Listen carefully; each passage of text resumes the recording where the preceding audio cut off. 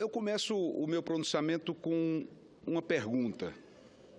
Por que chegamos até aqui? Por que o país chegou ao ponto que nos encontramos? Por uma razão simples. Porque ninguém aguenta mais. Ninguém aguenta mais ver tantos desmandos, tantos erros, tantos equívocos, de forma sucessiva, reiterada e repetida. E, sobretudo, ninguém suporta mais a falta de autocrítica do governo, que não tem a humildade de reconhecer os graves erros praticados, pedir desculpas à nação e se comprometer a não errar mais, a consertar o passo. E quem convive com o povo brasileiro, e eu tenho uma convivência próxima com a Paraíba, o meu estado, que represento com muita honra aqui, a sensação que se dissemina é de insatisfação completa, indignação integral e de incapacidade de continuar convivendo com essa realidade. As pessoas estão realmente indignadas. O que aconteceu nas ruas do Brasil ontem não foi um movimento da direita, como alguns querem equivocadamente classificar.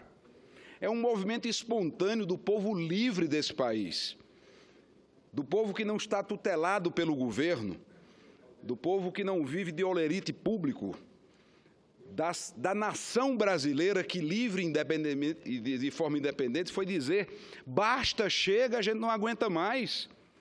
Até que ponto vai o escárnio? Até que ponto vai o desrespeito? Até que ponto vocês vão continuar batendo na nossa cara? Porque a cada dia, a cada instante, é uma bofetada que o povo brasileiro leva na sua face. E olhe que temos um povo tolerante, uma gente generosa, que costuma dar o outro lado, mas que não aguenta mais, não suporta mais. E nós estamos chegando ao epílogo deste governo. São os estertores. É claro que não há mais como imaginar a duração deste governo ou desse ciclo de poder que parte do desespero, porque todas as medidas mais recentes são medidas desesperadas, ao ponto da presidente da República usar como estratégia 4 eixos, que eu falava há poucos instantes no aparte ao senador Lazier Martins. São 4 eixos, a estratégia é muito clara. Ela poderia ter um caminho de um estadista, de uma patriota que tivesse compromisso efetivo com o Brasil e não apenas pela sua sede, sua sanha de poder. Porque o que se caracteriza agora na presidente Dilma Rousseff, no Partido dos Trabalhadores, é uma obsessão pelo poder. É uma sanha, como quem não pode largar o osso. Porque se houvesse um mínimo de patriotismo na presidente Dilma, ela teria renunciado ao mandato ontem. Ou teria renunciado hoje pela manhã, abreviando o sofrimento desta crise.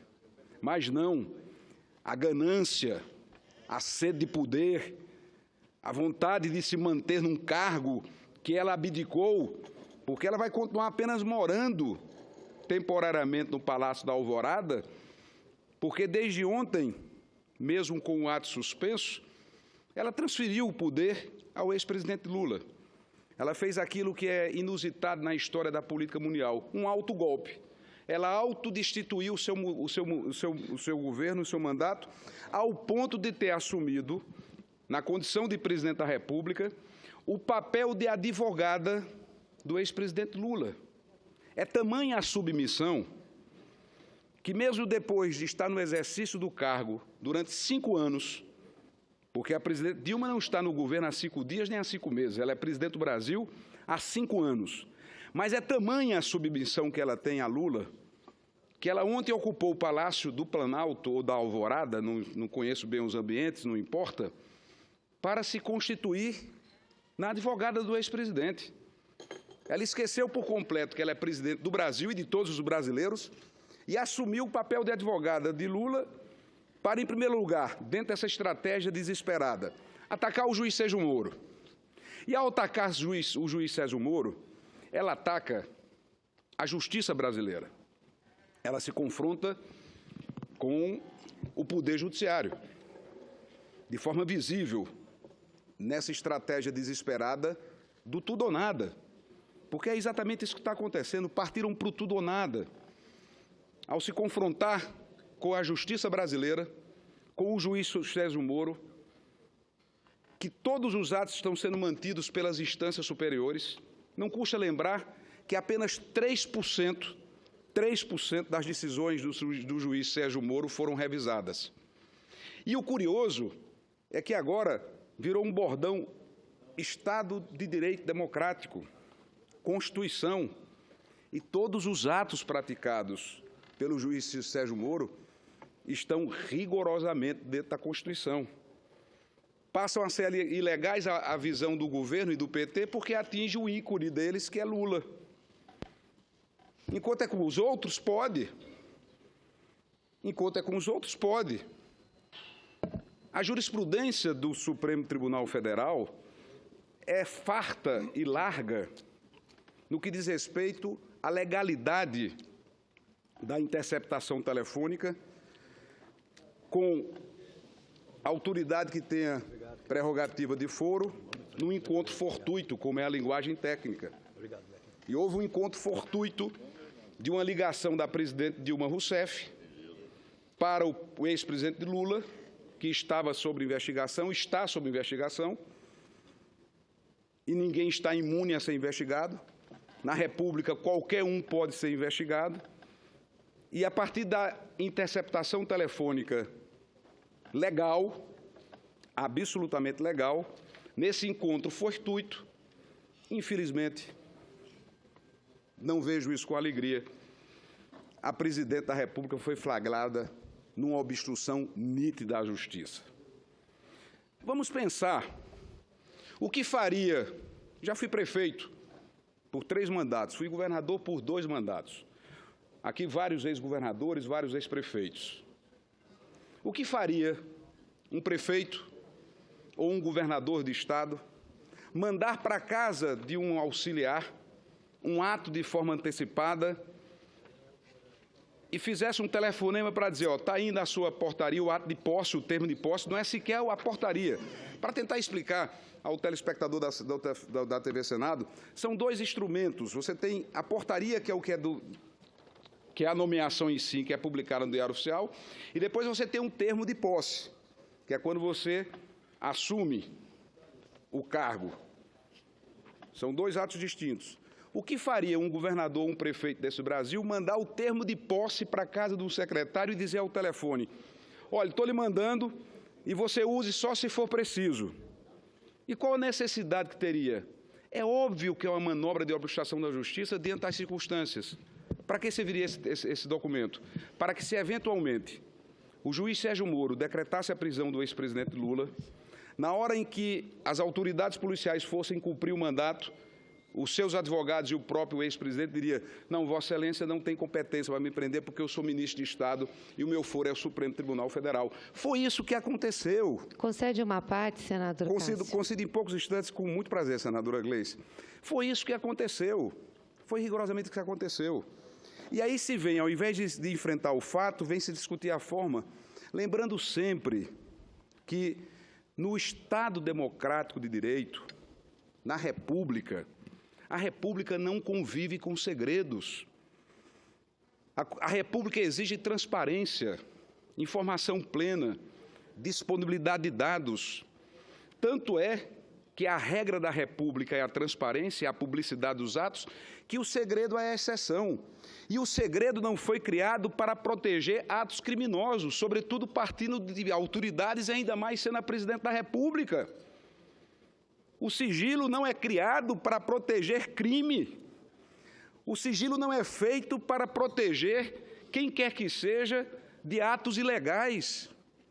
E, em nome da nossa Constituição, a opinião pública tem o direito de saber o que os seus governantes fazem. É um direito da República. É um direito da sociedade, do povo, ter conhecimento do que é feito pelas autoridades. E é isso que está acontecendo no Brasil.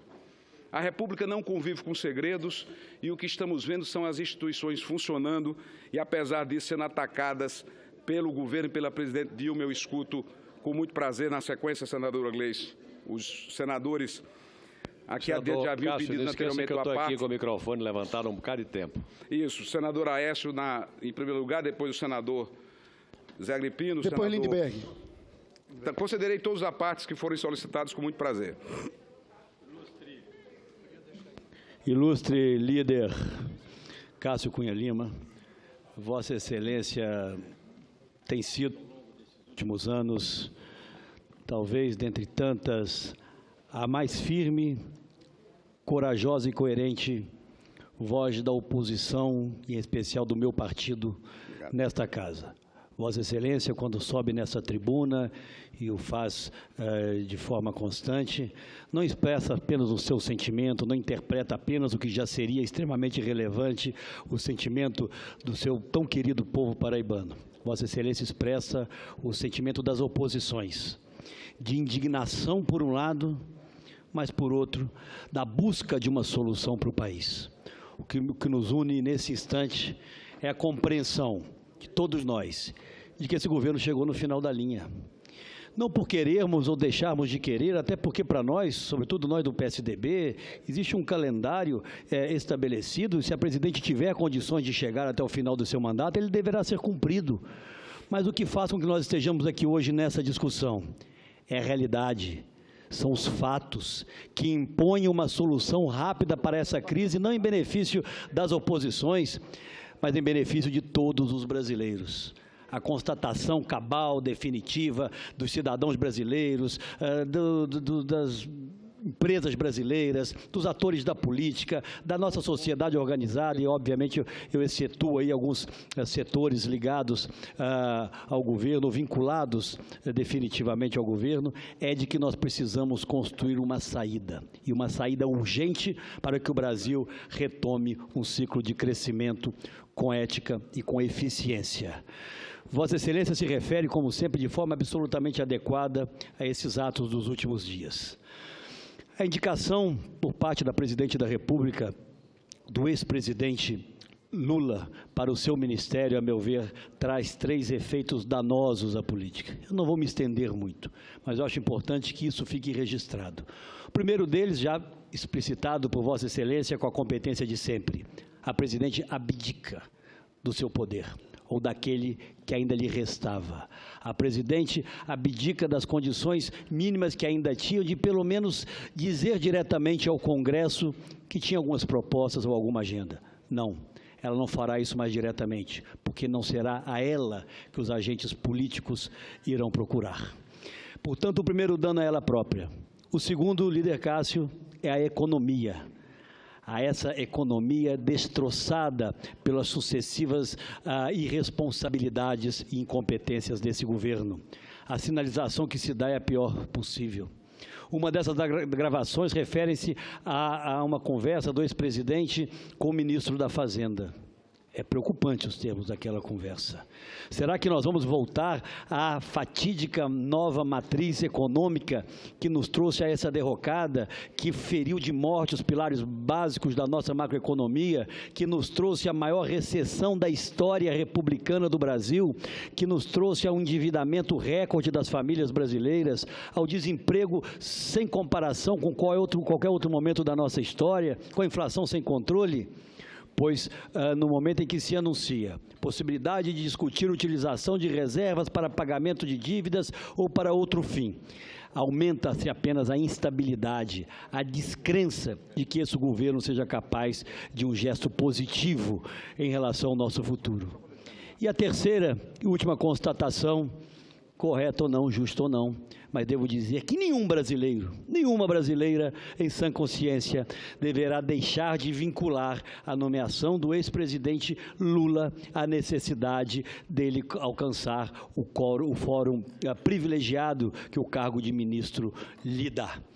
Isso por si só, o conjunto dessa obra apenas das últimas horas, e não vou me estender a todas as outras. É uma demonstração clara de que ultrapassou-se no Brasil absolutamente todos os limites aceitáveis. Nós não podemos continuar assistindo ao Estado Nacional, aos cargos públicos, serem utilizados com um objetivo que se sobrepõe a todos os outros: a única e mera permanência da atual presidente da República no poder. Recebi aqui das mãos do líder Caiado e gostaria que fosse, inclusive, anexado ao discurso de Vossa Excelência, porque, além de corajosa, é muito clara, uma declaração proferida na manhã de hoje por um ministro do STJ, meu conterrâneo, o ministro João Otávio Noronha, que reage de forma dura aos ataques do ex-presidente Lula. Diz ele, obviamente não lerei todo o seu texto, mas gostaria que fosse aqui registrado nos anais do Senado, diz apenas: não estamos acovardados, porque nós colocamos o dedo na ferida para investigar todos aqueles que se dispuseram a praticar atos ilícitos e criminosos, e vai muito além. Apenas faço referência a isso porque nós não podemos aceitar que a defesa a qualquer acusação, e todos de nós estamos sujeitos a elas, não seja o ataque às nossas instituições, não seja o ataque à imprensa, não seja o simples ataque pessoal aos adversários. Portanto, senador Cássio Cunha Lima, Vossa Excelência, num dia emblemático para a política brasileira, sobe à tribuna do Senado Federal para olhar para o futuro e dizer, como vem dizendo nas ruas de todo o Brasil, milhões de brasileiros: com esse governo não há solução. E encerro apenas dizendo, quem sabe a presidente da República não teria tido nesses últimos dias ou horas a última chance, num gesto de grandeza, que na verdade ele tem faltado nos seus últimos atos, conduzir o Brasil à sua própria sucessão. Quem sabe, num gesto de grandeza, não ser a hora da presidente da República compreender o clamor da sociedade brasileira, deixar ao Brasil uma agenda propositiva de reformas e abdicar de forma formal daquilo que ela já abdicou do ponto de vista legal. Porque no momento, na verdade, a presidente da República passa a ser não a primeira mandatária do país, mas a partir de hoje ela é secundada por aquele que a criou e, a partir daí, possibilitou ao Brasil viver os tempos mais difíceis da sua história contemporânea. Agradeço, senador Aécio Neves, a parte de Vossa Excelência, que contribui muito com o pronunciamento que faço. Incorporo na íntegra ao meu pronunciamento, ao meu discurso, à minha fala. Apenas para que, antes que eu possa ouvir com prazer a senadora Gleice, fazendo um revezamento, registrar que, de fato, é inegável que a presidente da República renunciou tacitamente ao seu mandato, apenas ela continuará morando no Palácio da Alvorada. Até mesmo no Palácio do Planalto, o eixo do poder desce um andar, o gabinete da presidência fica no terceiro ou quarto, não importa, mas muda de gabinete indiscutivelmente. Então, a presidente Dilma já não governa mais o Brasil, passou a assumir com a faixa presidencial o papel de advogada do ex-presidente, foi o que ela fez ontem numa entrevista coletiva. Ela esqueceu que é presidente do Brasil e passou apenas a ser advogada do ex-presidente Lula. Então, na prática, ela renunciou o mandato e, nesse ato de desespero, e aí eu considerei a parte, senadora Gleice, até para que a senhora possa, Vossa Excelência possa comentar, com esses 4 eixos que eu identifico. É visível o movimento que a presidente Dilma fez nessas últimas horas. No primeiro momento, atacar o juiz Sérgio Moro, e com isso ela ataca toda a Justiça Federal brasileira. Estamos aqui para defender o Supremo, defender o Ministério Público, defender a Polícia Federal, defender as instituições. No segundo momento, é visível a estratégia de constranger o Procurador-Geral da República, como se a indicação de um cargo relevante como esse pudesse ser encarado como um brinde, como uma oferta, uma ação entre amigos, porque na escuta telefônica o presidente Lula cobra gestos de agradecimento pelo doutor Rodrigo Janot ter se convertido em Procurador-Geral da República.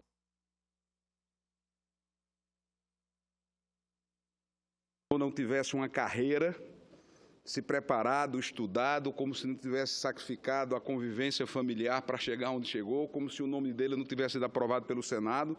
Enfim, no terceiro eixo de desespero, a presidência da República, o governo, passa a atacar a imprensa livre desse Brasil.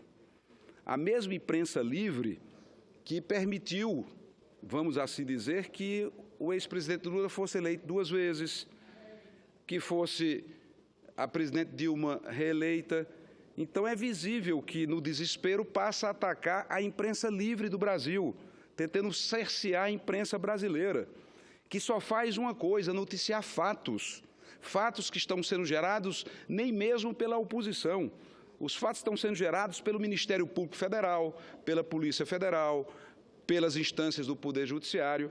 E num quarto eixo de ação, a tentativa de atacar as oposições através do seu principal líder, que é o senador Aécio Neves. Então, é muito claro, no canto do ringue, encostado às cordas, esse governo que está prestes a ir à lona, num nocaute dado pelo povo brasileiro, parte por desespero. E é essa ação desesperada que está muito caracterizada com a reação que teve a presidente da República nessas últimas horas. Escuto com prazer, em nome do bom debate, a senadora Gleice Hoffmann. Agradeço a parte, senador Cássio. Na realidade, eu queria só resgatar um pouco os fatos que aconteceram. Vossa Excelência falou do termo de posse do presidente Lula. Na realidade, a presidenta Dilma não enviou um termo de posse para o presidente Lula aportar e se livrar de uma possível prisão, como Vossa Excelência acusa. A presidenta Dilma enviou um termo de posse para o presidente Lula assinar. Sequer esse termo de posse tinha a assinatura dela.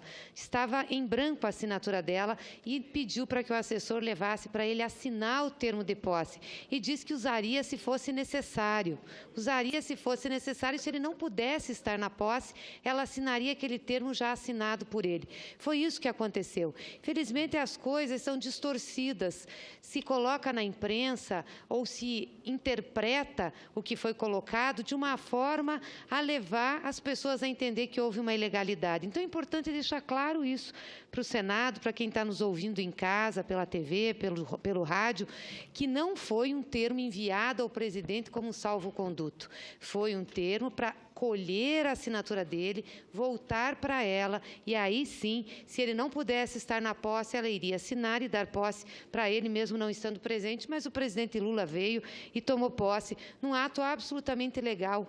A presidenta Dilma tem legitimidade, tem mandato popular para ela colocar quem ela considera importante, capacitado, com competência para exercer cargos no seu ministério. Não há nenhuma ilegalidade nisso, não há nenhuma imoralidade nisso, não há nenhuma ilegitimidade nisso. Então, acho que é importante a gente deixar claro aqui. E penso que qualquer saída que nós temos para a crise que nós estamos vivendo, senador Cássio, é a saída da legalidade, é a régua da Constituição. Por isso que a gente fala muito aqui da necessidade de se respeitarem as instituições. Não é possível que o Supremo Tribunal Federal não seja capaz, não seja qualificado para fazer o julgamento de quem quer que seja, inclusive do ex-presidente Lula. Não sei por que essa ânsia de que deveria ter ficado com o juiz Sérgio Moro, porque o presidente assumiu ou não poderia assumir um cargo para não ter foro privilegiado. É como se nós desrespeitássemos o Supremo Tribunal. Aliás, um órgão que essa casa ajuda a compor, através das sabatinas, das indicações do voto de aprovação que nós damos aqui. A outra coisa que eu acho que é importante, senador Cássio, é a questão dos vazamentos seletivos. Não tem dúvida nenhuma que numa democracia todo mundo tem que saber o que acontece. É importante que os governados saibam o que seus governantes fazem. Agora, o que não pode é que apenas uma parte seja sabida e a outra seja escondida, porque aí você você não está vivendo uma democracia, você está vivendo um regime excepcional de indução. Então, por que, se o presidente Lula está grampeado, e acredito que outras pessoas possam estar também, por que só o grampo do presidente Lula veio à tona? Porque só ele foi divulgado. E se sabia que a presidenta Dilma estava nesse grampo, tinha que ter mandado ao Supremo Tribunal Federal, não podia ter mandado à Rede Globo. Aqui ninguém está demonizando a Globo ou qualquer outro meio de comunicação, mas o fato é que ela se tornou mais importante que o Supremo Tribunal Federal, que as instituições que nós temos. E não dá para negar que nós temos uma politização, sim, em setores do judiciário. Essa ação, essa determinação que o juiz de São Paulo deu para que o presidente não valesse a posse do presidente Lula, é claramente política, até porque é um juiz engajado politicamente. Então, nós temos que refletir sobre isso. O Estado de Direito, aquilo que pode nos dar condições de realmente ter equilíbrio na sociedade e fazermos uso da democracia, é a legalidade, é a Constituição, não é um estado de exceção. E Vossas Excelências estão pedindo tanto a renúncia da presidenta Dilma porque sabem que não podem tocar adiante o impeachment, porque não tem fato jurídico para empichar a presidenta Dilma, apenas vontade política. E, para terminar, eu queria aqui lembrar o que disse Rui Barbosa, que quando a política entra nos tribunais, a justiça bate asas. E eu acho que nós temos que nos cuidar com isso. Agradeço, senadora Gleice, a oportunidade do aparte, que está incorporado naturalmente ao meu pronunciamento também.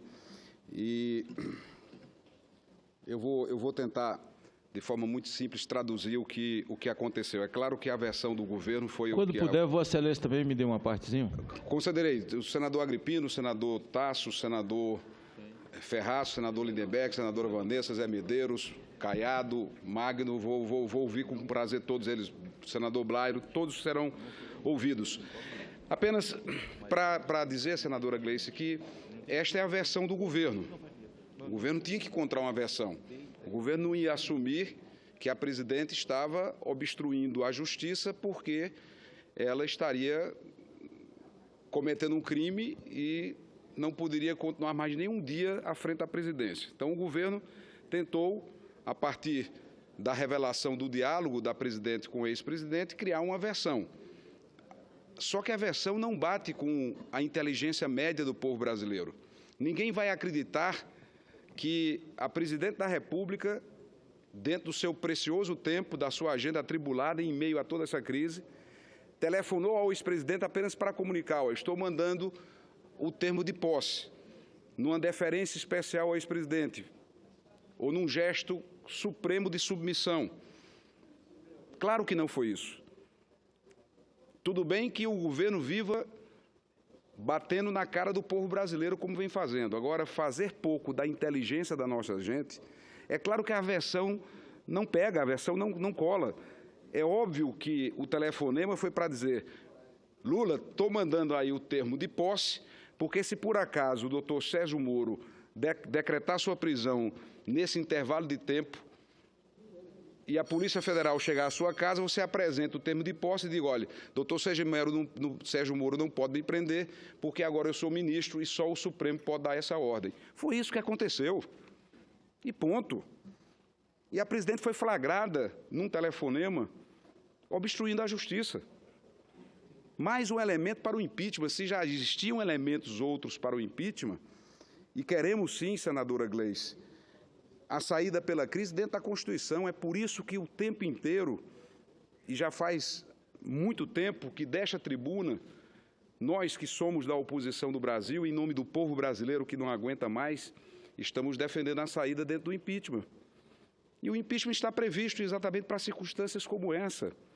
Quando o Constituinte de 88 colocou no texto da nossa Carta Magna esta possibilidade de saída, foi para ser utilizado em momentos exatamente como esse, quando a governante comete o crime de responsabilidade, e ontem esse crime ficou ainda mais flagrante, mais evidente, e o Congresso age nessa direção. Quanto à investigação do ex-presidente Lula, é claro que o Supremo tem competência, capacidade, isenção, autonomia para fazer a investigação do ex-presidente, que qualquer que seja. Ele está naquela situação: se ficar o bicho pega, se correr o bicho come. vai ser investigado. Porque se ficar no primeiro grau, vai ser investigado pelo primeiro grau, se for para o Supremo, vai ser investigado no Supremo Tribunal Federal. Se ficar, o bicho pega, se correr, o bicho come. E é assim que tem que funcionar a República. É assim que tem que funcionar a República, onde ninguém está imune à investigação. E que essa investigação seja feita com imparcialidade, dentro do devido processo legal, respeitado o contraditório dentro da ação, porque poucas pessoas entendem que na fase do inquérito não há contraditório, é da norma penal. Na fase do inquérito não há contraditório. O inquérito serve para se apurar, para se investigar e, comprovado indícios, provas de culpa, se move a ação, aí dentro, em sede de ação penal, você estabelece o contraditório. Então, senadora Gleice, nós vamos estar sempre atentos a tudo isso, buscando uma saída. Quando pedimos a renúncia da presidente Dilma, era para abreviar esse sofrimento, porque está mais do que claro, nós que somos contemporâneos dessa crise, talvez tenhamos dificuldades de enxergá-la de forma plena, sobretudo para quem está dentro do governo, e eu compreendo isso, a necessidade de se sustentar um governo que não se sustenta mais. Daqui a 10 anos, quando olharmos já com a perspectiva histórica, o que se vai dizer é óbvio que esse governo ia cair. É claro que o governo acabou. Quando você daqui a 10, 15, 20 anos colocar o retrovisor e olhar para esse momento, vai ser dito, estava na cara que o governo acabou. Tá óbvio que o governo acabou. Então, o que está se pretendendo com a renúncia da presidente é abreviar esse ciclo para criar uma saída. Porque as pessoas estão sofrendo com o desemprego, a economia está se esfacelando a cada dia, a carestia não para de crescer, o desequilíbrio das contas públicas tem um agravamento não só na União, mas em estados e municípios. Os municípios estão indo para um grau de falência. Então, é importante que tenhamos responsabilidade com o nosso papel nesse instante e apontar essas saídas, que não sendo a renúncia, que abreviaria esse ciclo, que venha o impeachment e que virá. Não há mais como imaginar que esse impeachment não virá. Essas manifestações que aconteceram ontem, que ocorreram no domingo, apontam claramente nessa direção. Então, estamos aqui para buscar o respeito às instituições, o fortalecimento da Justiça Federal, em todas as suas instâncias, do Ministério Público, da Polícia Federal, da imprensa, que não pode ser atacada como vem sendo. E, nessa sequência, vamos buscar a solução para esse impasse, que é o que a população brasileira deseja. Eu escuto com alegria o senador José Agripino. Senador Cássio, Vossa Excelência faz o relato dos fatos com muita fidedignidade. Agora, eu ousaria fazer uma colocação a mais no raciocínio de Vossa Excelência. É que Vossa Excelência faz uma dissertação sobre aquilo que vem acontecendo, fazendo análise lúcida, tirando conclusões. Eu tenho uma visão que gostaria de colocar para apreciação do plenário de Vossa Excelência. Esse governo perdeu a condição de fazer as coisas planejadas e as coisas que ele julgava convenientes já há algum tempo. Ele vem sendo pressionado a fazer aquilo que talvez ele não gostasse de fazer. Ele está prisioneiro de circunstâncias. O governo hoje faz a alternativa que lhe resta. Não é que faça aquilo que ele ache que deva fazer, o que seja preciso fazer. Está agindo dentro de um quadro de alternativa zero. Desde quando o ministro Levi foi levado a deixar o governo por imposição do lulopetismo. Seguiu-se da saída do chefe da Casa Civil, Mercadante, que saiu do governo também porque não agradava ao lulopetismo. A última foi Zé Eduardo Cardoso, ministro da Justiça. As divergências eram claríssimas. Polícia Federal atacava filho de Lula, esse e aquilo, e saiu para a Advocacia Geral da União por imposição do lulopetismo. Então, esse governo vem numa escalada de tomada de providências já há algum tempo, na base do faz aquilo que lhe resta fazer, que é o que está ocorrendo agora. A nomeação do ex-presidente Lula não é que tenha sido uma coisa planejada, pensada, parte de uma estratégia, é uma visão utópica. Lula precisava se blindar das investigações e podia, ao mesmo tempo, prestar um serviço cooptando gente dos partidos aliados para evitar o impeachment. Então, foi uma circunstância que levou a Dilma, que vinha... Quem é que não sabe nesse país das divergências entre Dilma e Lula, que levaram à troca de 3 ministros? Todo mundo sabe. Então, circunstâncias e a falta de alternativa é que levaram a essa tomada de posição.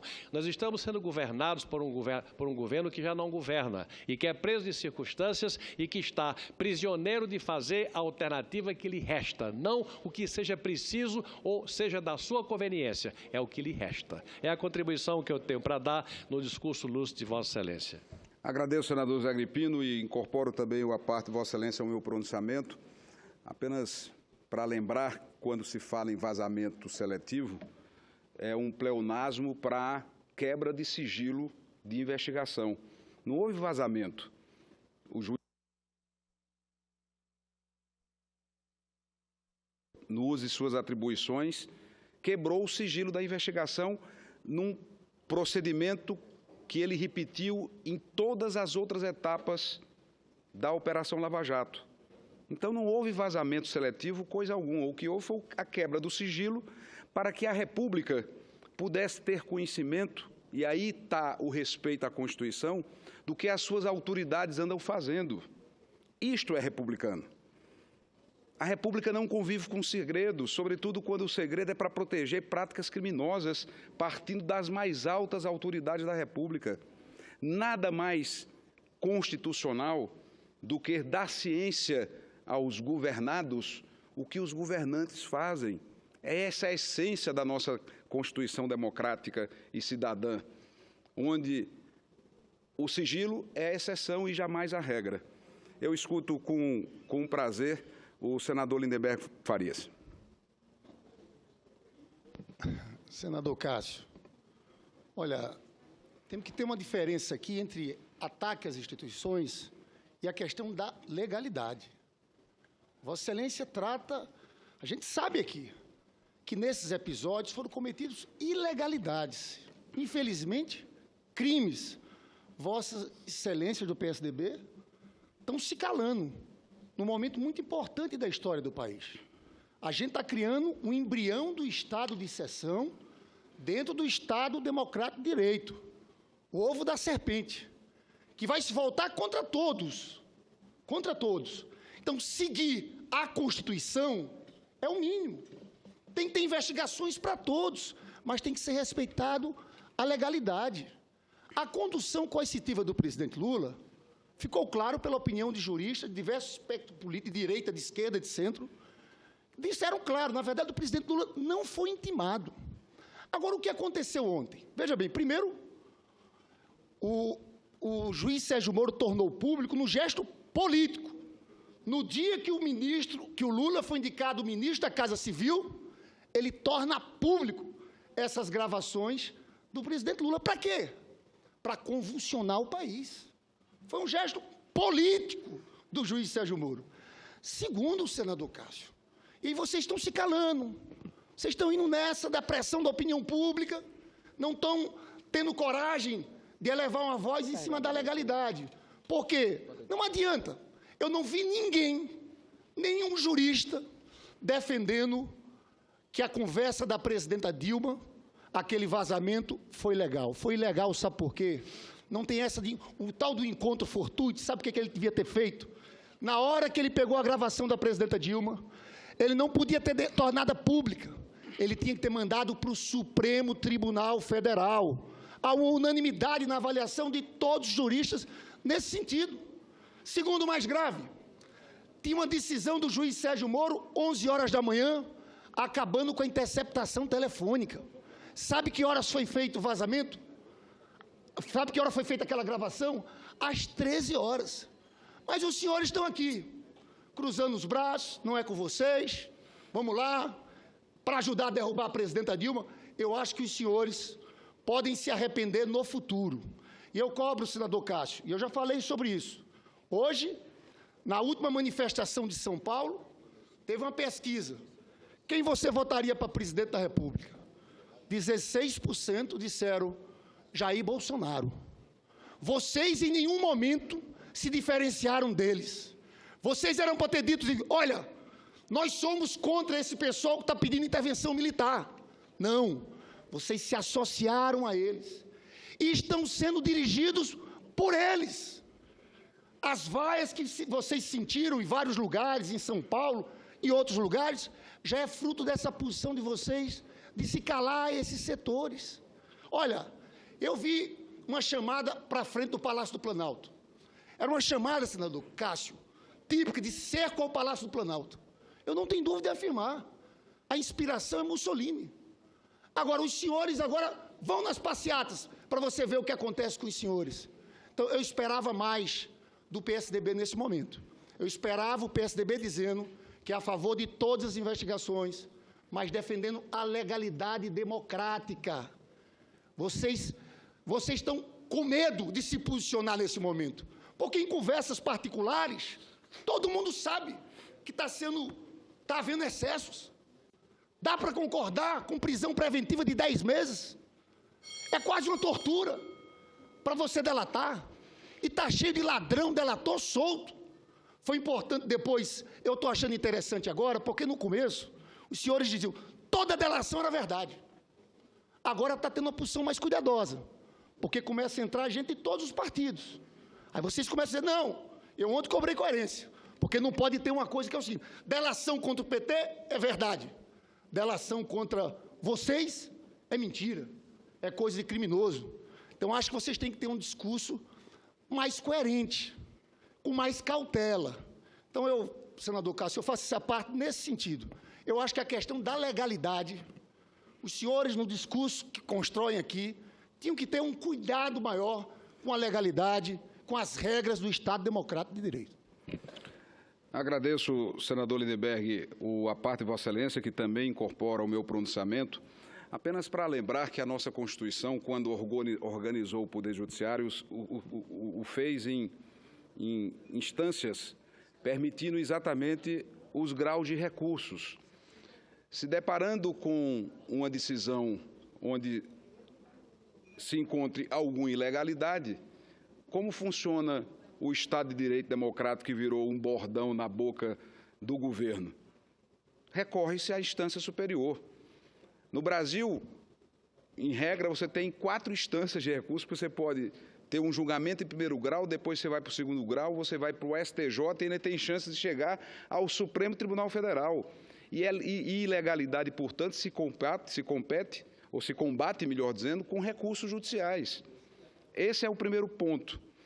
Quanto à história do estado de exceção, não há como tentar criminalizar o funcionamento da justiça, quando, na verdade, quem criminalizou a política foram aqueles que cometeram crimes. A moda agora é dizer, não, estamos criminalizando a política, estamos judicializando a política. Ora, a política está sendo judicializada e criminalizada porque crimes foram cometidos. E quando crimes são cometidos e são identificados, devem ser apurados e os responsáveis devem ser punidos. Não é à toa que, por decisão da Suprema Corte do Brasil,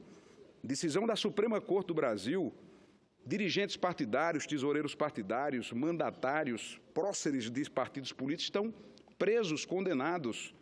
E o Instituto da Delação nunca recebeu nenhum reparo nosso. Tanto é que, através das delações, milhões de reais já foram devolvidos aos cofres públicos, dinheiro do povo brasileiro que morre nos hospitais, que não tem educação. Graças a esse instituto, está sendo devolvido ao nosso povo. E é incrível, é impressionante como se pode combater esse instituto. Queremos que todos sejam investigados. O senador Aécio Neves ocupou essa tribuna ontem e prestou esclarecimento, item por item, daquilo que está sendo levantado, e assim deve ser feito. E é importante dizer que nas ruas queremos encontrar com todo mundo, senador Lindenberg. Queremos encontrar com todos os espectros do pensamento político brasileiro, da extrema esquerda à extrema direita, porque esse é o lugar deles, das ruas. Isso é democracia. E vamos encontrar com a extrema esquerda e vamos encontrar com alegria a manifestação ruim. Então, não me importo em encontrar Jair Bolsonaro nas ruas do Brasil, porque essa é a democracia.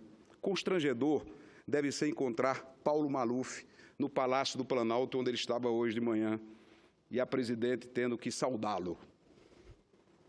Aí sim vocês estão juntos, porque é escolha. Eu me encontrar com alguém de extrema-direita ou de extrema-esquerda nas ruas do Brasil, salva a democracia. Nada melhor, nada mais bonito. Agora, constrangedor deve ser encontrar com Paulo Maluf no Palácio do Planalto. Hoje, estava a presidente da República com a nominata. A fragilidade política dela é tamanha, ela está tão frágil politicamente, que ela foi obrigada a saudar cada um dos deputados e deputadas presentes, porque ela sabe que daqui a poucos dias esses deputados estarão julgando o processo de impeachment. Aí ela faz aquele gesto do afago, do carinho, e quando chegou a vez de Paulo Maluf, ela quis engolir, mas não é aliado, como o Collor é aliado do governo, como tantos outros que representam simbolismos importantes da política brasileira, são aliados desse governo. Então, eu quero que tenhamos espaço democrático para que todos os espectros de pensamento possam se manifestar. E assim vamos prosseguir nessa luta por esse Brasil melhor, buscando uma saída o quanto antes para essa crise que estamos enfrentando. Eu escuto com prazer o senador Tasso Gereissati e, na sequência, escuto, então, a senadora Vanessa. Senador Cássio Cunha Lima, eu queria primeiramente parabenizá-lo pela clareza, pelo didatismo de sua exposição. Não teve um ponto em que Vossa Excelência não foi extremamente claro, extremamente didático em relação às posições que Vossa Excelência defende, que nós defendemos. Na verdade, a colocação que eu queria colocar aqui, a colocação que eu queria falar sobre o seu discurso, que já foi dito muito, é apenas uma complementação. Eu tenho a impressão, senador Cássio, e lamento que a situação, o PT, os partidos da situação, ainda não entenderam plenamente o momento que nós estamos vivendo. Vi aqui muitas alusões, já não de agora, mas de outras vezes, sobre as oposições são culpadas disso, as oposições é que fizeram isso. E o que existe hoje não é meramente o movimento das oposições. Na verdade, nós estamos sendo criticados, e com razão, porque nós da oposição temos até muito pouco a ver com isso. Nós não temos nenhum controle sobre esse movimento das ruas. Nós fomos surpreendidos pelas delações premiadas e pelas acusações e pelas prisões que vieram do Lava Jato. Nós fomos totalmente surpreendidos. Quisera que o nosso líder, presidente Aécio, tivesse o poder de convocar às ruas as multidões que vieram por aí, vieram no domingo, vieram ontem de uma maneira claramente espontânea, e que não pertence nem a um grupo, nem o grupo de extrema-direita, que com certeza estava lá, com certeza tinha grupo de extrema-esquerda lá também.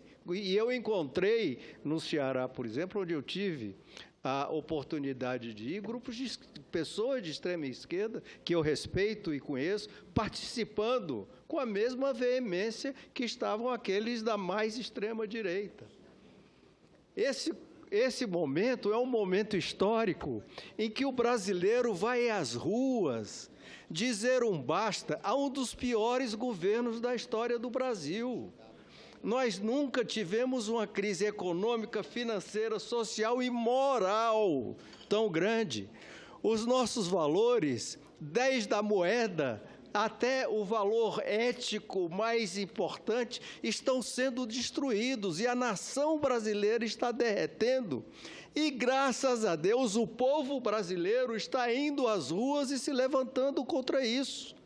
Não somos nós que estamos fazendo isso, temos que confessar, senador Cássio, nós estamos a reboque disso e tentando interpretar aqui e conduzir aqui esse sentimento que está nas ruas do Brasil inteiro, seja da Avenida Paulista ao interior, a cidade menor da sua Paraíba, esse movimento está acontecendo. Perfeito. E me parece que o PT, infelizmente, nem o governo ainda está entendendo o que está acontecendo. Na verdade, a meu ver, por esta falta de entendimento, esse processo de derrocada do governo teve como ponto fulcral, a gota d'água que derrama o copo, o dia em que o ex-presidente Lula, ao voltar do seu depoimento coercitivo no aeroporto de São Paulo, fez aquela conclamação à violência, que o povo vai para a rua, que me pegaram a jararaca pelo rabo, não pela cabeça, não sabe quem é que sou eu, vamos ver se querem guerra e coisas mais nesse sentido, que foi muito parecido, semelhante, senador Cássio, ao momento em que o ex-presidente Collor, em determinado momento da crise que ele vivia, conclamou o povo a ir às ruas para lhe defender e deu o contrário. O povo foi às ruas contra o presidente, para derrubá-lo. É muito parecido, para quem viveu a história e gosta da história, este momento com aquele.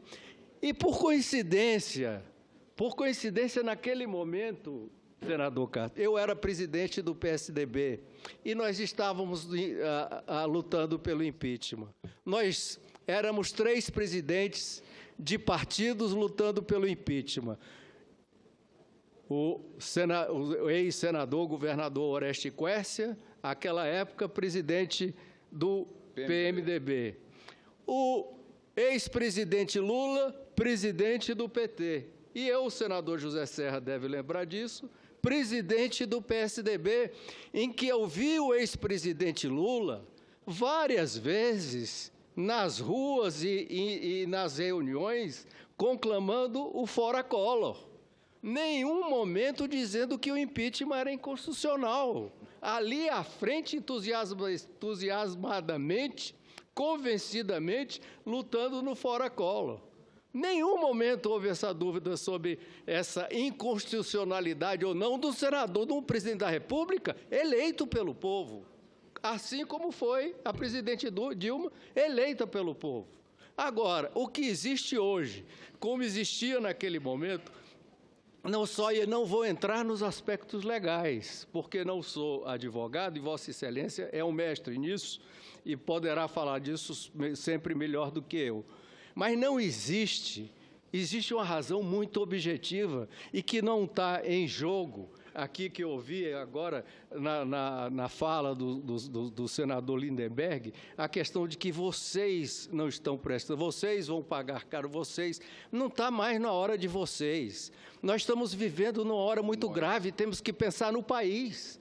É o Brasil, como é que a gente vai ajudar aqui este parlamento, senadores e senadoras de todos os partidos, sair disso sem violência, porque da maneira como foi colocada, principalmente naquele momento, pelo presidente Lula, que incitou a violência, e parece que está acontecendo, e que nós não temos controle nem de um lado nem de outro.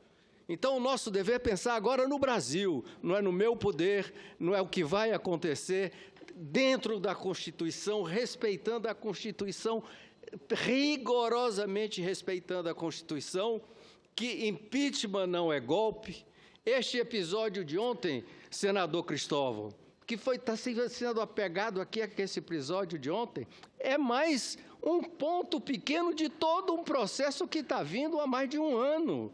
Não é o episódio de ontem, só pode ter sido a gota d'água. Mas é o que vem acontecendo. E se incitar ou se tentar desqualificar a justiça, É um grave desserviço à Constituição brasileira e à Constituição e às instituições, isso sim.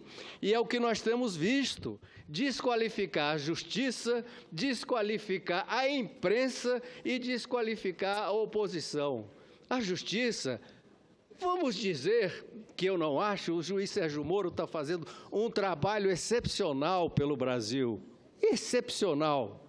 Não há hoje brasileiro que tenha bom senso que negue isso. Mas mais do que isso, a justiça não é apenas o senador, o juiz Sérgio Moro. Quero lembrar que o Supremo Tribunal Federal já levou à prisão José Disseu, que era o homem mais importante e simbólico do PT, fora o presidente Lula, já levou à prisão praticamente todos os tesoureiros do PT nos últimos anos, vários deputados do PT, e fora outros exemplos que eu poderia dar de lá fora. Todos eles, é a justiça. Desqualificar a imprensa, desqualificar a Globo, o Folha de São Paulo, o Estado de São Paulo, seja lá qual for a imprensa, é um complô da imprensa, é um desserviço à democracia, mas um desserviço gravíssimo à democracia. Não vamos cair nesse equívoco, pelo amor de Deus, aos senadores e senadoras sensatos do PT. Não vamos cair de tentar desqualificar a imprensa e desqualificar a justiça, porque aí sim nós estamos fazendo um desserviço gravíssimo à democracia e às instituições do Brasil. Parabéns, senador. Agradeço penhoradamente, senador Tasso, sua parte, que também incorpora o meu pronunciamento.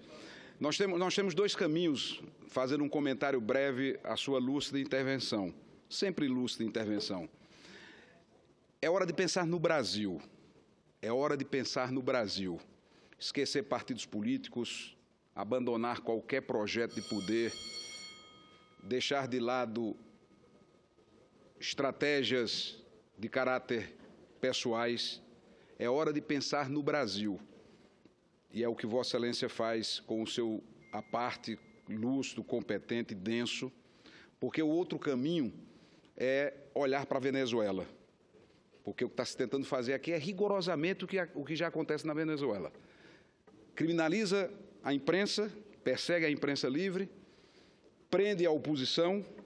Boa parte das lideranças da Venezuela estão hoje em cárcere como presos políticos e destroçam a economia para ir para o populismo. Envereda no populismo, cria a imprensa como o grande adversário e tenta aniquilar a oposição. Então é hora de pensarmos no Brasil.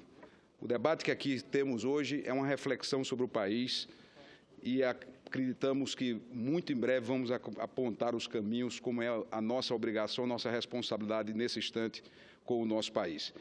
Eu vou escutar agora a senadora Vanessa, depois, na sequência, senador Caiado, senador Serra, senador Ferraz, senador Magno. Eu vou abreviar os meus comentários para dar oportunidade a que todos possam... Por gentileza, fazer. Porque aí também já uma hora que a própria senadora Vanessa é a próxima oradora. Perfeito. E por isso também vou abreviar minha parte, senador Tasso. Desculpa, senador Cássio. O senador Tasso acabou de falar em a parte, a Vossa Excelência. Mas, rapidamente, primeiro para dizer que eu até entendo Vossa Excelência falar algumas coisas que não correspondem com a realidade, porque não tem o costume de ir ultimamente ao Palácio do Planalto. A gente que vai em muitos eventos sabe que o que fazia o presidente Lula faz também a presidente Dilma. Sempre cita um a um de todos os parlamentares presentes. Eu não estive, nunca fui em um evento sequer que a presidente Dilma não citasse todos os ministros, todos os parlamentares presentes no evento, e cita também algumas autoridades, representantes do Ministério Público, Ordem dos Advogados, enfim. Primeira questão é essa. Segundo, então ela não está desesperada, não está querendo fazer carinho nem acarinhar ninguém, não precisa disso. Segundo, eu acho que a gente está entrando numa quadra complicada. Uma quadra onde os meios justificam os fins. Isso está errado. Porque eu estou ouvindo muito aqui dizer, não, porque o país é o país da transparência, no país não pode ter segredo. Nós temos uma Constituição da República e um conjunto de leis que têm que ser zeladas. Porque, senão, nós não teríamos a primeira, a segunda, a terceira instância da Justiça, nós não teríamos o foro para governador, o foro para presidente da República, para senador, deputado, não teríamos isso. Então, o que aconteceu está óbvio. Eu, aliás, depois vou ocupar a tribuna e vou falar só disso.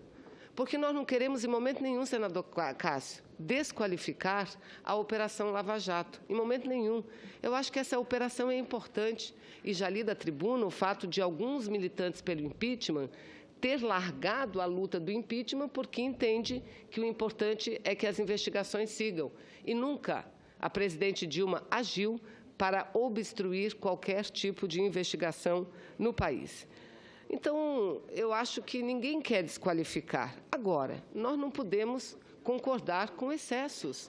E quando os excessos se repetem, senador Cássio, a gente começa a viver um momento muito delicado, porque quando os excessos eles são repetidos, é porque são deliberados. E quando são deliberados, é porque aí o objetivo está acima da lei. E nada. Eu também estou falando pelo Brasil. Nós também estamos pedindo à União para que o Brasil possa seguir resolvendo os problemas da economia. Agora, a União pode vir, sim, com quem foi eleita com mais de 54 milhões de votos. Por que não? Que crime essa pessoa cometeu? Eu pergunto. Vossa Excelência respondo já. Vossa Excelência diz com muita tranquilidade. O senador Aécio veio aqui e explicou. O ex-presidente Lula, quantas vezes explicou também? Mas não, as explicações do presidente Lula não valem nada. Nada. Nada. Mas as explicações do senador Aécio valem muito. Então, eu acho que essa parcialidade é que nós temos que deixar de lado e trabalhar, de fato, pelo Brasil. Renuncia. Para que renunciar? Aí dizem os senhores que é para abreviar um sofrimento. Foi a justiça. O juiz Moro em relação à condução coercitiva do ex-presidente Lula. Porque legal ele não tinha nenhuma. Então, o que ele disse? Para proteger o presidente Lula. Para a própria proteção do presidente. E para evitar os confrontos no meio da rua, que não foi evitado coisa nenhuma, aliás. Até nós temos que entender por que foi lá no aeroporto. Eu nunca vi uma pessoa ser tirada de casa sem nunca ter se negado em depor e ir para o aeroporto. Então, enfim, é a mesma justificativa. Eu entendo, e Vossa Excelência diz também, estão judicializando a política. Não, não, estão politizando a justiça. E o caso mais óbvio, escandaloso, no meu entendimento, e espero que o povo pare e veja isso, é desse juiz de hoje, esse cata preta. Esse cata preta. E que eu vou falar em seguida, agradeço a parte de Vossa Excelência, senador. Agradeço igualmente também uma parte de Vossa Excelência, incorporo ao meu pronunciamento. Apenas para lembrar que a prerrogativa de foro não é para encobrir crimes. Às vezes as pessoas dizem, eu tenho um foro privilegiado e posso cometer crimes. Claro que não, não é para isso. Não é para isso que esse instituto foi criado. Ele foi criado para proteger os parlamentares na tribuna, por exemplo, e jamais para se abrigar na proteção e na prática do crime. Então, nós estaremos sempre zelando pela lei, e eu vou insistir, apenas de forma rápida, para dar sequência aos apartes, escuto o senador Caiado com muita alegria, em poucos instantes, é que existem instâncias de recursos. E, curiosamente, senadora Vanessa, apesar das acusações que o governo dirige ao juiz Sérgio Moro e, por extensão, à Justiça Federal e também, por tabela, ao Ministério Público, à Polícia Federal, porque essa é uma força-tarefa que envolve todos esses órgãos, as decisões tomadas pelo Sérgio Moro, pelo juiz Sérgio Moro, foram reformadas no máximo em 3%. Foi feito um levantamento, ou seja, o grau de recurso do juiz Sérgio Moro é o 4º Tribunal Regional Federal no Rio Grande do Sul, que congrega, inclusive, o estado da senadora Gleice, o Paraná e quero crer que também Santa Catarina. Então, 3% de revisão das decisões. No STJ, a mesma coisa. As decisões não estão sendo revisadas porque elas estão lastreadas, em primeiro lugar, na lei, na materialidade dos crimes praticados e nas provas que comprovam esses crimes. Então, os requisitos para as decisões do juiz Sérgio Moro estão sobejamente demonstrados em todas as etapas. Existe a materialidade do crime, constata-se a autoria, prova-se isso, e o que é que se faz uma república séria? Pune. Dura lex sed lex. A lei é dura, mas é lei, tem que ser aplicada contra todos, para que não valha a pena acreditar no futuro. O pobre rouba, vai para a cadeia, e quando o rico rouba, vira ministro. Eu escuto Com prazer, o senador Caiado. Agradeço a parte que Vossa Excelência me concede, senador Cássio, com seu conhecimento, com o preparo jurídico, com a tranquilidade em expor e detalhar todos os passos que foram dados durante toda essa operação Lava Jato, não deixa a menor dúvida que realmente o ministro Sérgio Moro cumpriu tudo aquilo para todas as pessoas que não têm foro qualificado e também quando houve a interceptação do telefonema da presidente Dilma Rousseff, numa gravação que ficou claro, exposto ali a prática do ilícito, do crime, ou seja, dar ao presidente Lula um passaporte ou ali um salvo-conduto para que ele saísse naquele momento da jurisdição da Justiça Federal e fosse agora para ser julgado ao Supremo Tribunal Federal. Mas importante, líder Cássio, é que este governo não tem limites. Esse governo não para de fazer os absurdos. Veja bem, quando nós ouvimos aqui de um senador do PT, que essa decisão do ministro Moro é que estaria provocando um processo de convulsão neste momento junto à população. No entanto, o que é que nós estamos assistindo?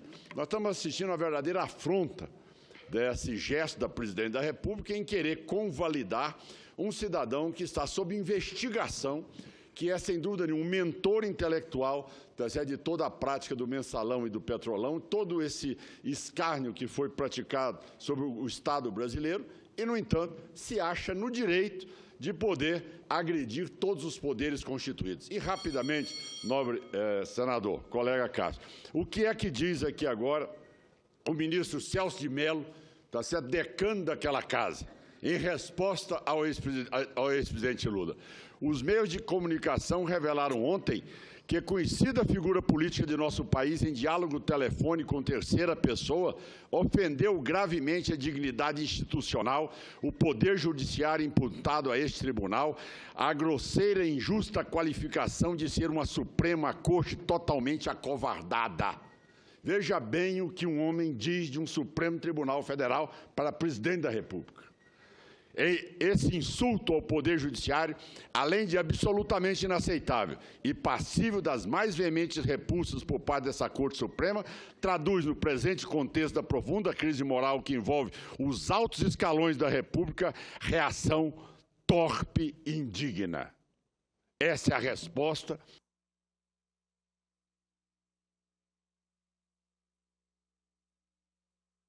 que houve do Procurador-Geral da República, que lá na Suíça, em evento da Procuradoria-Geral da República, colocou claramente: eu não tenho gratidão nenhuma, tá certo, cobrada pelo ex-presidente da República.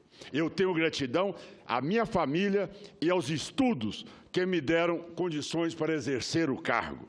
Então, e continuou. Janot também afirmou que o foro privilegiado de Lula não vai impedir os trabalhos da Justiça e diz que ser ministro não blinda ninguém.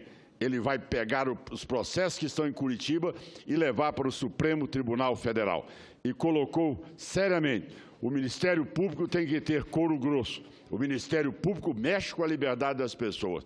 O Ministério Público tem que agir com tranquilidade, tecnicamente, mas destemidamente. O Ministério Público não tem medo.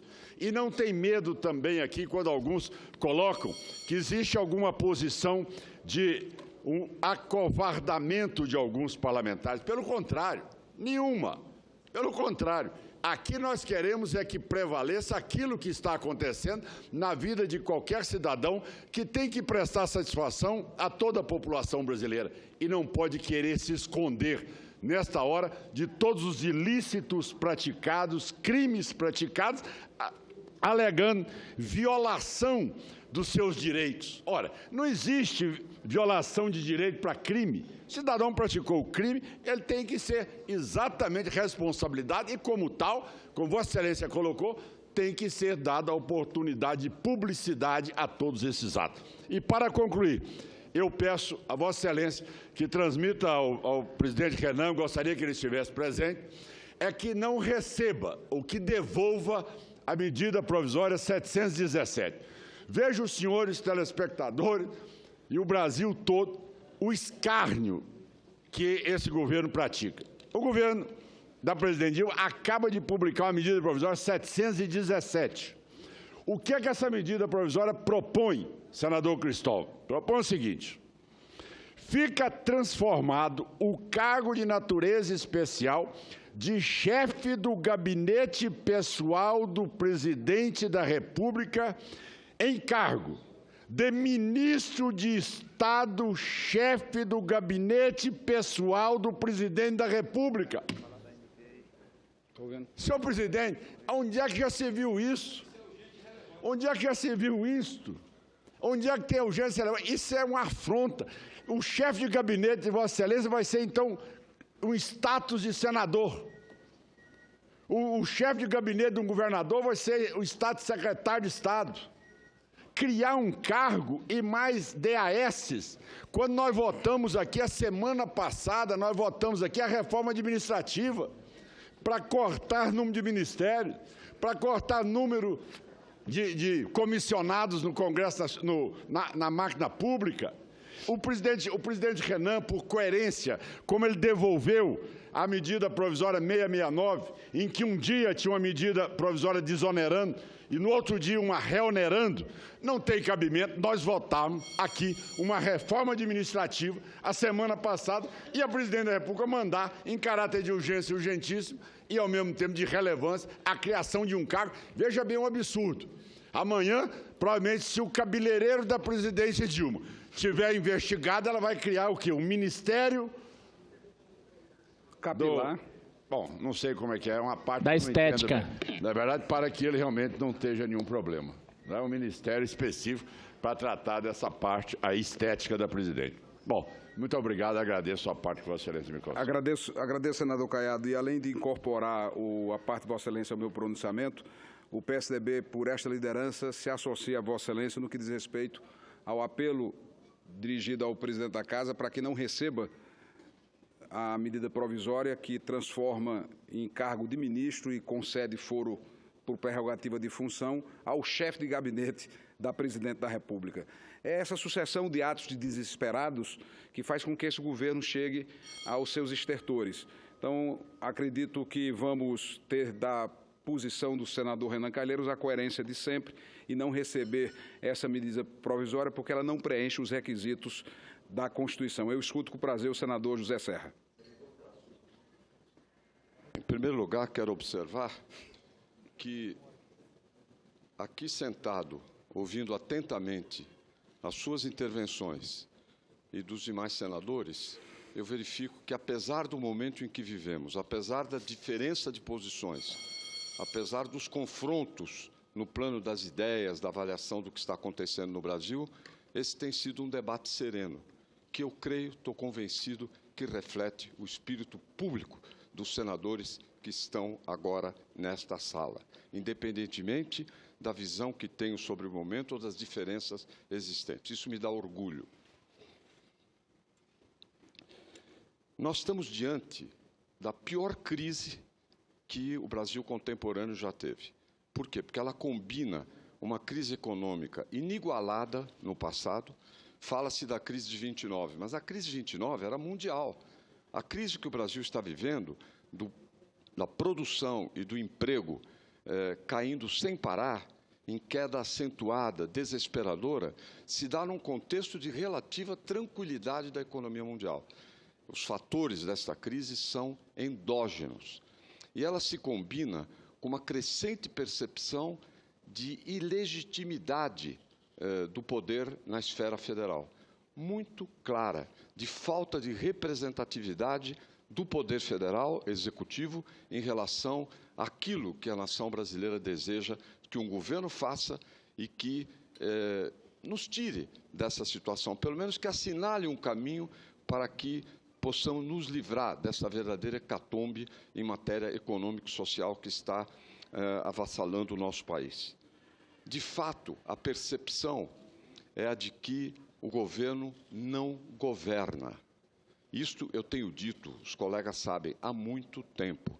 Nós não temos só um governo atrás dos acontecimentos. Nós estamos agora com um governo parado diante dos acontecimentos que vão se desenrolando.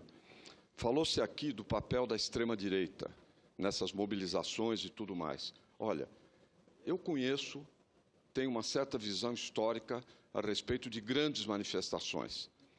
Nunca no Brasil houve manifestações tão grandes com este grau de espontaneidade. Essa é a realidade. Eu andava domingo passado na Paulista, sozinho praticamente ao lado do meu filho, e pude sentir o grau de espontaneidade pelas pessoas que estavam lá.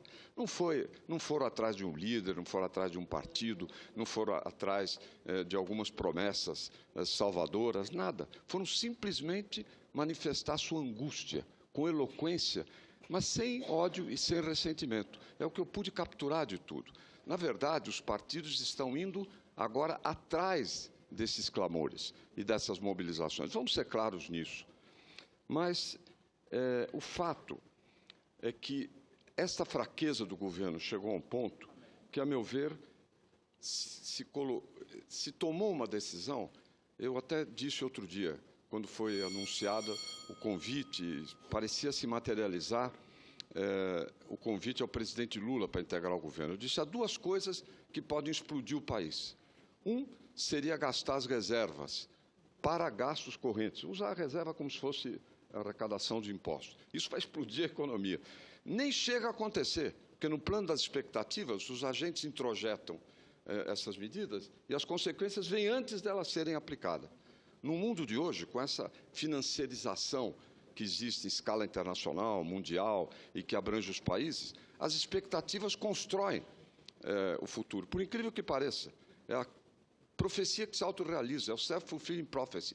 Acha-se que vai acontecer tal coisa e a coisa acontece porque você acha que vai acontecer. Isso acontece em relação aos investimentos. Outro dia estava o presidente da GM. Vamos postergar 6 bilhões de investimentos no Brasil por 2 anos, porque nós não sabemos o que vai acontecer nesses 2 anos.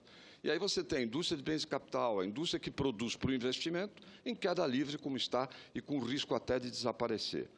Agora, a meu ver, a questão da ida do Lula para o governo foi grave, muito grave. Estou encarando do ponto de vista político. Acho até, se me permite uma diferenciação, que a motivação inicial não foi a motivação de proteger o Lula do ponto de vista jurídico. A motivação inicial foi de dar um fôlego para o governo até para enfrentar na Câmara de Deputados o processo de impeachment. E o ex-presidente Lula, a todo momento, manifestava sua oposição à política econômica que este governo está procurando levar à frente sem conseguir, mas pelo menos no nível do propósito. De fato, foi uma rendição da presidente àquelas que poderiam ser consideradas as tendências majoritárias do seu partido e praticamente uma abdicação. Ninguém traz um presidente em segundo mandato, traz o seu criador, como Lula foi criador da Dilma, para o governo impunemente. Do ponto de vista político, isso teria consequências daqui em diante desastrosas. Mas isso foi atropelado ou coincidiu até com as ameaças que o presidente Lula crê que passou a sofrer, inclusive de prisão. E aí entra, então, essa segunda argumentação de que, na verdade, a motivação era para proteger o presidente Lula das ações da justiça em primeira instância. Eu acho que esse foi um fator que veio, inclusive, posteriormente. Agora, de fato, o que está acontecendo em relação ao Poder Judiciário, nós podemos analisar. Eu creio que o fato de não ter governo cria uma sensação de desequilíbrio entre poderes, que efetivamente está acontecendo, mas há um aspecto positivo.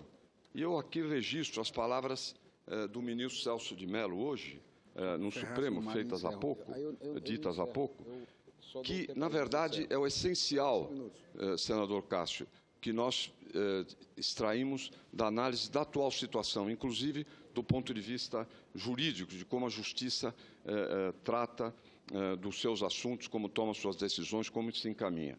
Ele diz que hoje, de fato, aqui são palavras minhas, a isonomia, que constitui uma das mais expressivas virtudes republicanas. a todos iguala esse dogma da isonomia, sem qualquer distinção, indicando que ninguém, absolutamente ninguém, está acima da autoridade das leis e da Constituição no nosso país. Se alguma coisa ficará desse processo, é a afirmação do dogma da isonomia. Ninguém está acima das leis e da Constituição.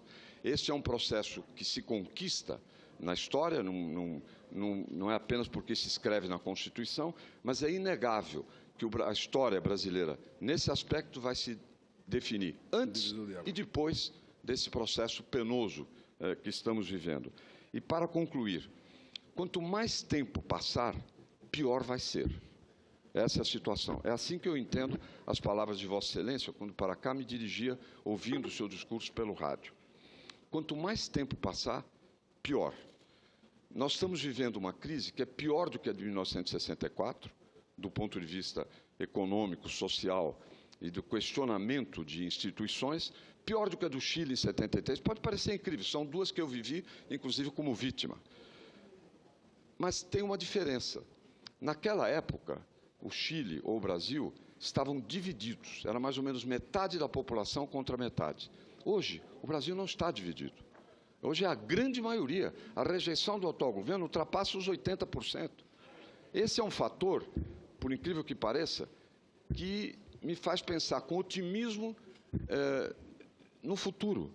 Quer dizer, eu acho que esse é um ingrediente importante. Segundo, não há fator militar. Nós estamos livres hoje do fator militar que infelicitava a vida da América Latina décadas atrás.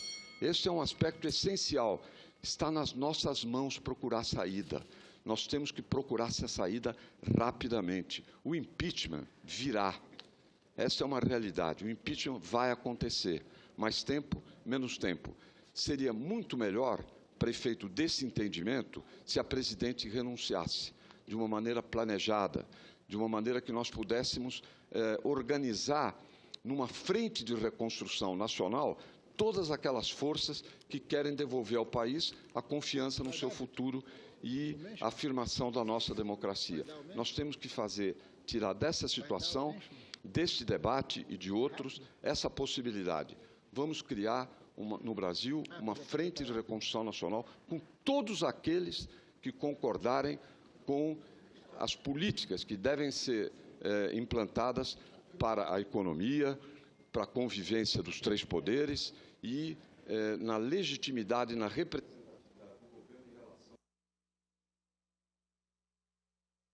estes dias, e vai aumentar nos próximos dias, estará nas ruas de maneira espontânea.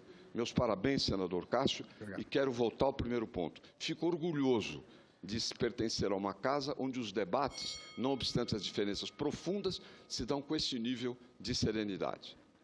Agradeço, senador Serra, a colaboração de Vossa Excelência, incorporo o seu aparte ao meu pronunciamento. Eu vou abdicar do encerramento da minha fala, senhor presidente, para que eu possa ouvir rapidamente os apartes do senador Ferraz, senador Magno, senador Cristóvão, Zé Medeiros e Ana Amélia, e não comento mais, para que nós possamos encerrar pedindo celeridade. Senador Cássio, eu pedi a colaboração.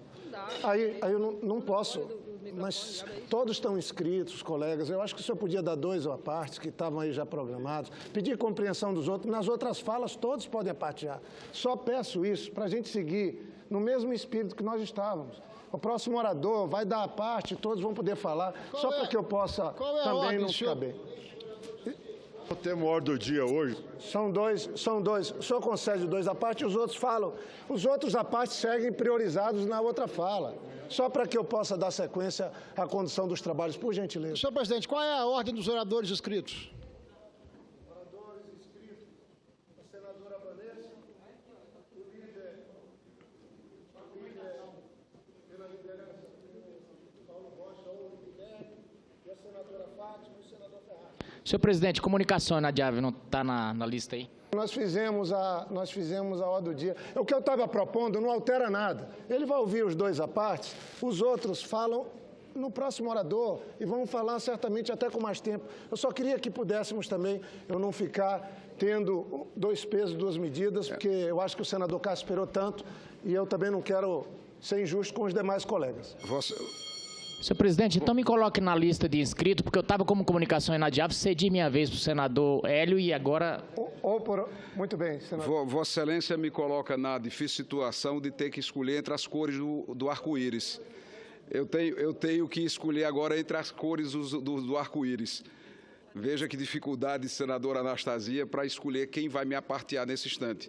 Então, para não evitar qualquer conflito federativo, para não dizer que privilegiei um ou outro senador do Espírito Santo, eu vou escutar o senador Ferraz e escuto o senador Magno, para que eu possa ficar no Espírito Santo, e precisamos muito das bênçãos de Deus nesse instante, para que possamos encontrar as saídas que protejam o nosso país. Senador Ferraz, na sequência, escuto o senador Magno Malta. Senador Agradeço a Vossa Excelência e aos colegas. Senador Cássio Cunha Lima, me parece que chegou o momento de nós fazermos um veemente repúdio contra as falsas insinuações que a democracia brasileira vai mal, ou até mesmo a inócua tentativa de desqualificação do juiz Sérgio Moro.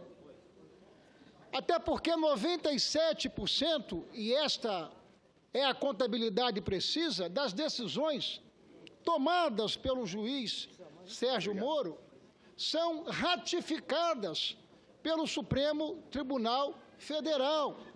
Não, senador Cássio Cunha Lima, quem vai mal não é a democracia brasileira. A democracia brasileira está demonstrando toda a sua vitalidade, toda a sua face orgânica e dinâmica.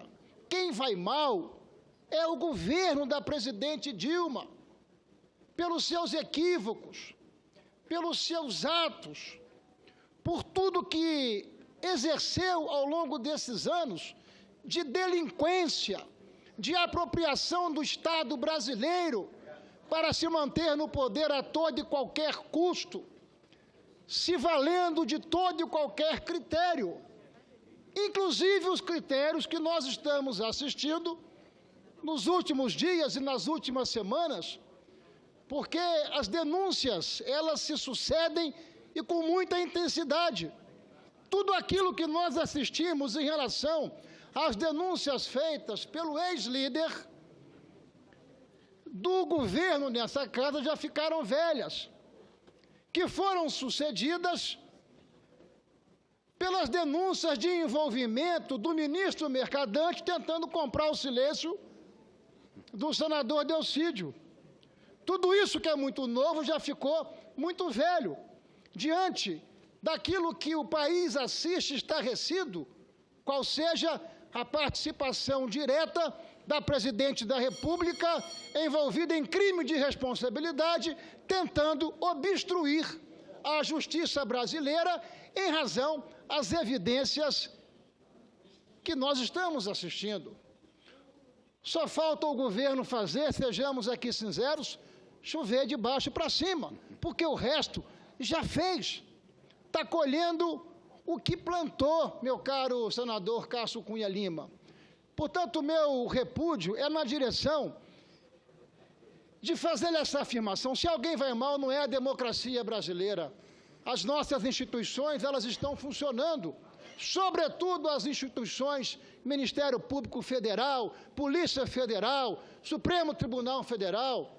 O Congresso está aqui trabalhando e nós estamos aqui com nossas divergências, mas de maneira absolutamente equilibrada, expondo os nossos pontos de vista. Eu terei a oportunidade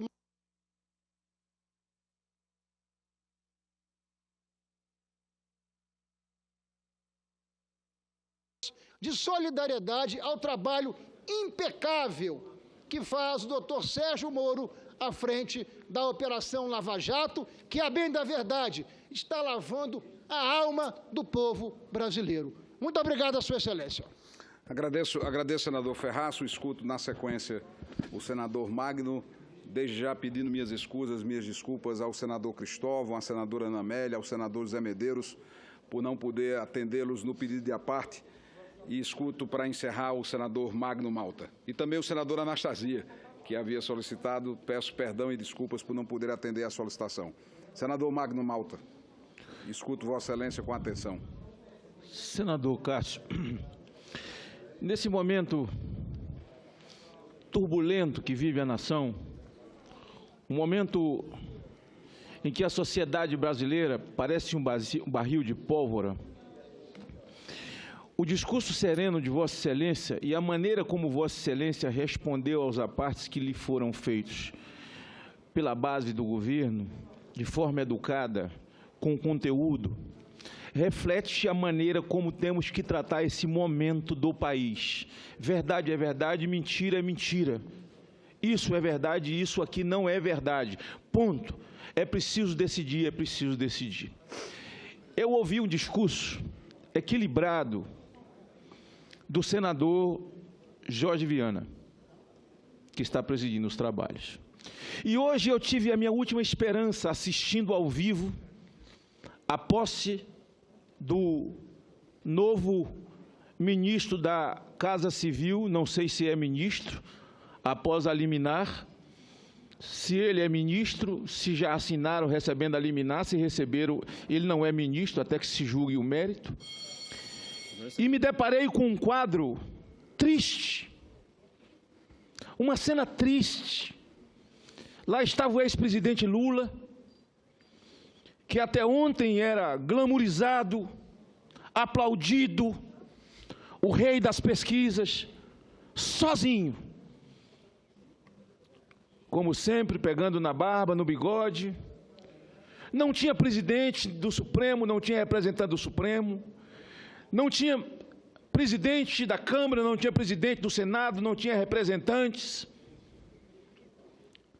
A presidente Dilma e o ministro da Justiça, cabisbaixo, ele passou o tempo todo de cabeça baixa, parecendo que estava com vergonha do momento, até porque aquele áudio que o presidente Lula fala com alguém e o cita, acho que é com Sigmarim, põe ele numa situação muito ruim. Se eu fosse ele, não tomaria posse hoje.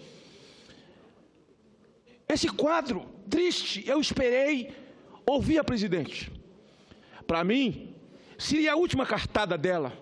Falei, vou ouvir o discurso que ela precisa fazer. Porque nesse momento, eles só falam para a militância. Só falam para a militância. E a militância, como aquele grupo de pessoas que em campanha política trabalha para receber na sexta-feira. Eles ficam na frente do palanque, tudo que você fala, eles batem palma e gritam, valeu, doutor, muito bem, doutor. Mas eles recebem sexta. Ele está falando para a militância. E eu esperei ouvir uma presidente falar para a nação.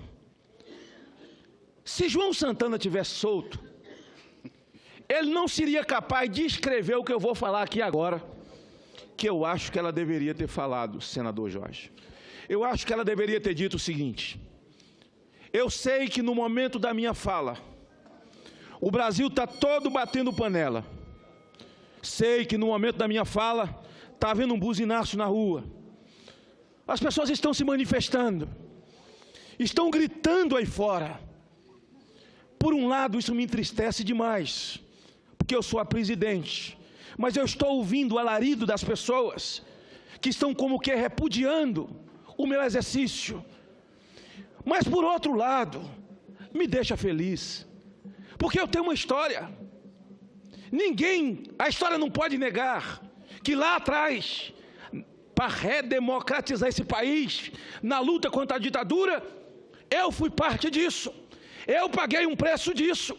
Me entristece, por outro lado me alegra, porque eu sou parte disso e vejo que essa democracia hoje, que as pessoas podem ir para a rua, gritar, bater panela, eu fiz parte dela. Eu contribuí para que nós chegássemos a esse momento. Eu sei.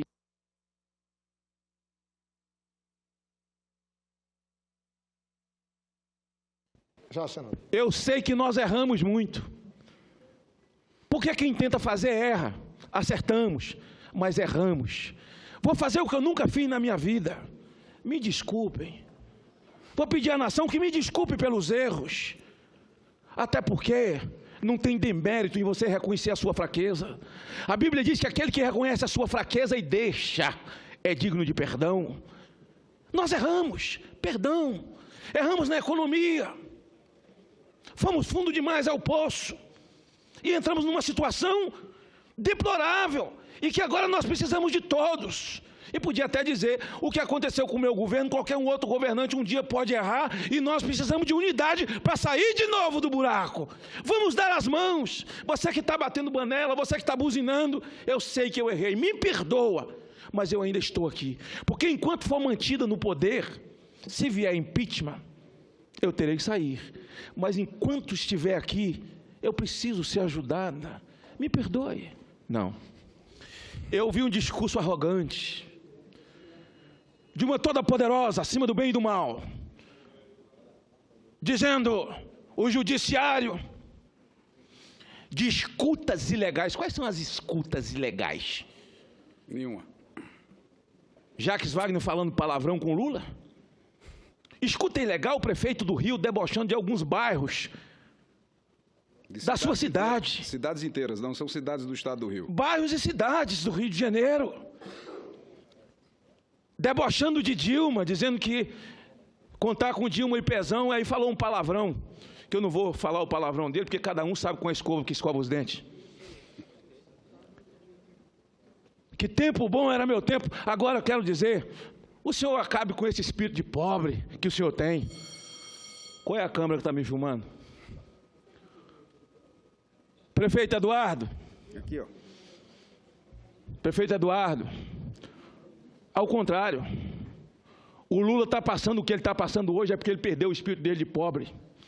Porque um homem que vai para a vida pública pobre, ele é obrigado a continuar pobre porque o salário da vida pública não dá a ele o direito de ficar rico. O problema é que ele tentou entrar numa camada social que não era dele.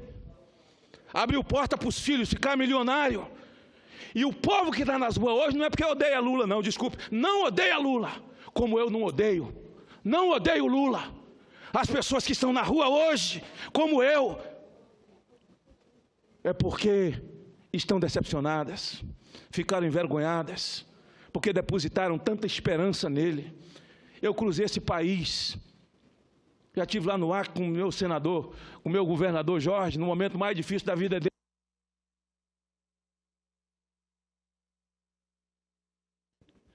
Ninguém defendeu mais o Lula e esse projeto no meu estado, nem o PT. Mas decepção, decepção. Ah, mas o povo está na rua, não tinha que ter gravado porque era presidente. É aquela mesma história.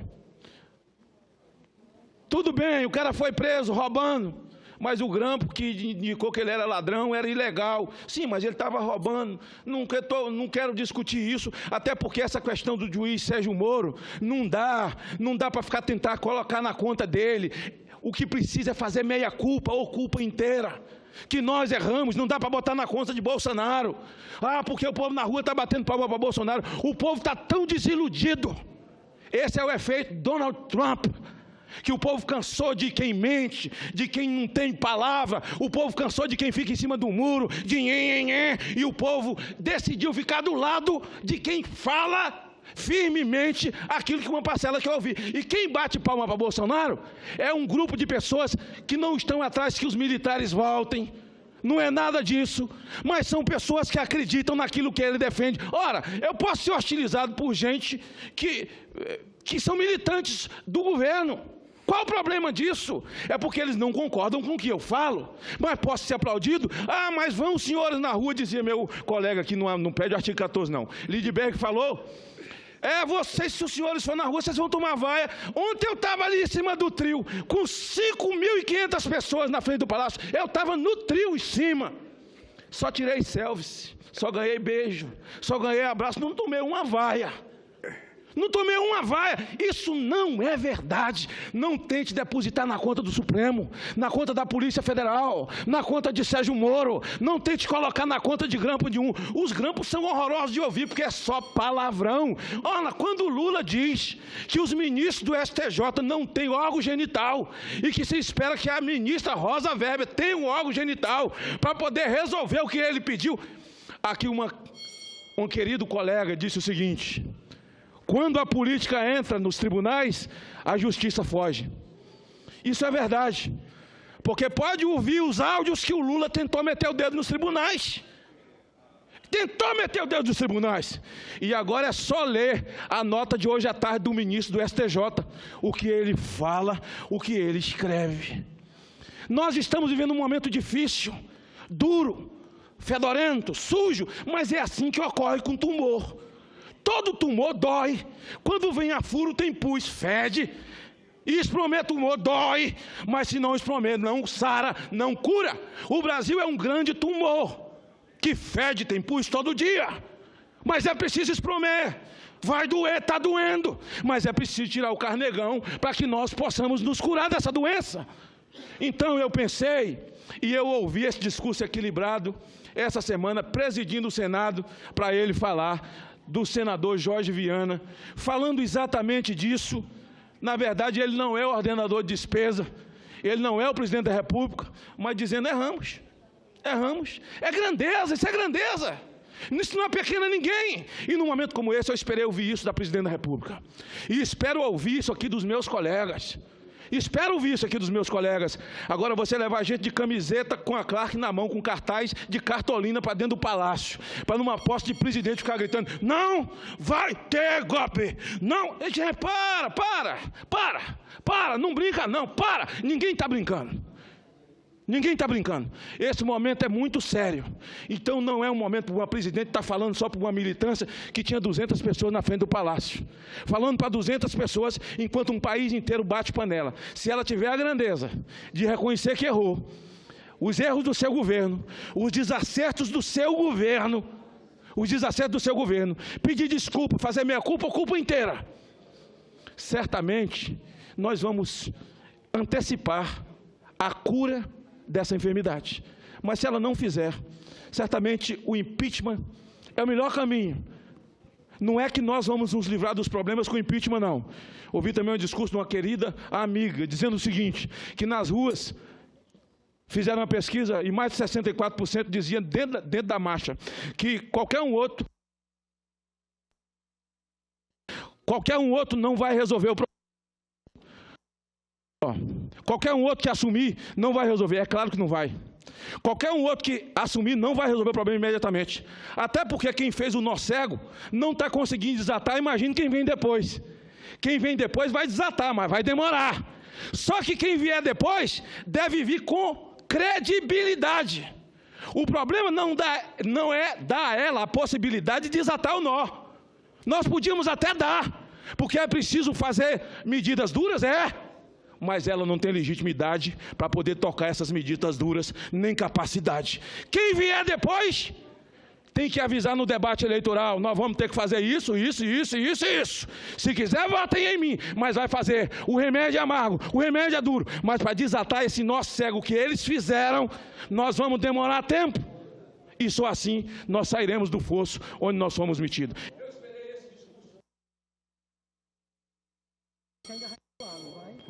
Senhor presidente, agradecendo a todos os apartes que me foram dados, contribuindo com o meu pronunciamento, pedindo desculpas aos que não puderam ter o tempo esgotou. Eu concluo com uma frase: a República não convive com segredos.